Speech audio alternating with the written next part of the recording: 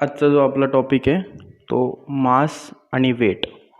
Mass and वेटमध्ये काय difference आहे, किंवा what is mean by mass and what is mean by weight.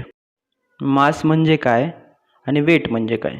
तर मास जे काही एखाद्या ऑब्जेक्टमध्ये जे काही केमिकल, जे काही मटेरियल प्रेझेंट आहे त्याला आपण मास म्हणतो. म्हणजे mass is the amount of matter present in an body or object. मग समोर दिलेले फोटोमध्ये तुम्हाला लेफ्ट साईडला मास दिलं आहे, ज्याच्यामध्ये सगळे मॉलिक्युल्सपासून, केमिकल्सपासून ह्युमन बिईंग बनलेलं आहे. आणि सेकंड, हाच ह्युमन बिईंग ज्यावेळेस अर्थवरती असेल त्यावेळेस अर्थ एका फोर्सनी त्याला अट्रॅक्ट करेल, त्याला आपण वेट समजू.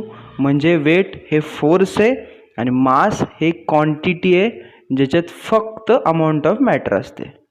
ठीक आहे. मग मास ऑर वेट, आपल्यासमोर एक चित्र दिलेलं आहे, त्याच्यामध्ये एक आपण ॲपलचं वेट केलेलं आहे. आणि वेट म्हणजे काय असेल, ज्या फोर्सनी ग्रॅव्हिटेशनल फोर्सनी अर्थ तिच्याकडे त्या ऑब्जेक्टला ओढते, याला आपण वेट म्हणतो. मग वेट काय असतं? Weight is equal to mass into acceleration due to gravity.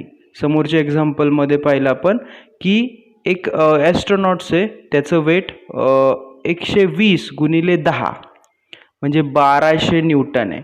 10 म्हणजे ग्रॅव्हिटी आणि 120 म्हणजे मास. मग त्याचं मूनवरती वेट आणि अर्थवरती वेट वेगवेगळं असेल, डिफरंट असेल. म्हणजे जर तुम्ही पाहिलं तर दोघांचंही ऑन द अर्थ आणि ऑन द मून मास किती आहे? 120 किलोग्रॅम. म्हणजे मास कुठेही चेंज होत नाही, ना मूनवरती होणार आहे ना अर्थवरती, जरी त्यांची ग्रॅव्हिटी वेगवेगळी असली तरी. No effect of gravity. पण वेट मात्र दोन्ही ठिकाणी वेगळं असेल, कारण मूनवरती जे वेट असेल ते ग्रॅव्हिटीमुळं कमी असेल आणि अर्थवरती ते जास्त असेल. अर्थवरती नेक्स्ट एक्झाम्पल पाहूया आपण. एक लेडीज योगासन करते आणि तिचं मास जवळपास थर्ड डायग्रॅममध्ये my mass is always 73 kilogram. म्हणजे तिचं मास कुठेही युनिवर्समध्ये कुठेही 73 किलोग्रॅम असेल. पण ज्यावेळेस ती मूनवरती आहे तिचं वेट बदलतं, मास 73च राहील. वेट किती होईल? तर 1 to 1 न्यूटन. वेटचं आणि फोर्सचं युनिट न्यूटन असतं. आणि तसंच त्याच लेडीजचं ऑन द अर्थ वेट किती असेल? 730. म्हणजे तिच्या मासला 10नी मल्टिप्लाय केलं. म्हणजे वेट काय असतं? Weight is equal to force आणि force is equal to mass into acceleration. But acceleration काय असेल इकडं? Gravity. Acceleration due to gravity. म्हणजे वेट काय असेल? Weight is equal to mass into G. आणि मास एव्हरीवेअर सेम असेल, हे कायम लक्षात ठेवा. आपल्याला जो बोर्डाला प्रश्न येईल तो असा असेल, give the difference between mass and weight. मग आपण 2 कॉलम करून घेऊ मास आणि वेटचे. समोर दिसत आहेत. पहिला डिफरन्स दोघांमधला पाहू आपण. What is the definition? Definition मी आधीच सांगितली. The amount that is the quantity of matter in the body is called mass. What about weight?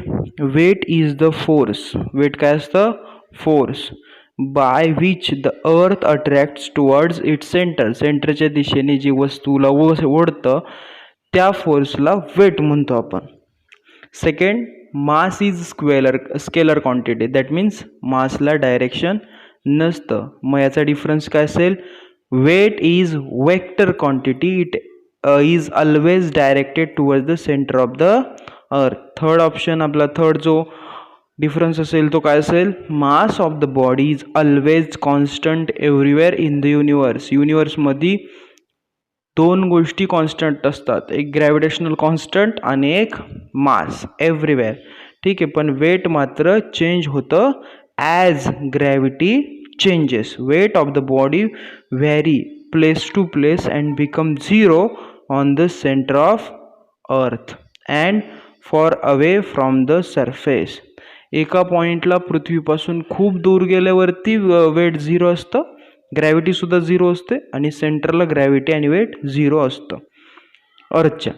चौथा डिफरन्स आहे मास ऑफ द बॉडी जर मोशनमध्ये असेल तर ते असतं F/A आणि जर वेट असेल, वेट ऑफ द बॉडी, काय फॉर्म्युला आहे, W=mg. पाचवा, mass can be determined by ordinary balance. आपण एका वजन काट्याने सुद्धा मास मेजर करू शकतो. पण जर तुम्हाला वेट मेजर करायचं असेल तर weight of the body is measured by spring balance. त्याला कसला बॅलन्स पाहिजे, spring balance. Unit of mass, मासचं युनिट कायम लक्षात ठेवा, किलोग्रॅम. आणि याचं काय असेल, जे फोर्सचं असेल, न्यूटन.